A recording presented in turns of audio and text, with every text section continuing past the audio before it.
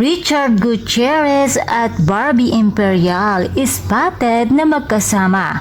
Sinusundan pa rin ng publiko ang buhay ni Richard Gutierrez matapos mapabalitang naghiwalay na sila ng kanyang asawang si Sara Labati. Kamakailan din lamang ay nalink ito sa kapuso actress na si Kazel Kinuchi na kung saan ay napatunayan namang walang namamagitan sa dalawa. At sa ngayon, sa unang pagkakataon na ispatan si Richard Gutierrez kung saan ay kasama niya di umano ang actress na si Barbie Imperial sa Alabang Gastropub. Sa isang post ng Pep Entertainment, spotted na magkasama sina Richard at Barbie sa isang gastropub sa Westgate, Alabang, Muntinlupa, Sabado ng gabi, January 6, 2024. At ang mga viral photos nila at videos ay kuha di umano ng mga customers na naroon din. Hindi daw gaanong malinaw ang video pero siguradong sina Barbie at Richard iyon. Subalit may kasama din naman silang ilang mga kaibigan.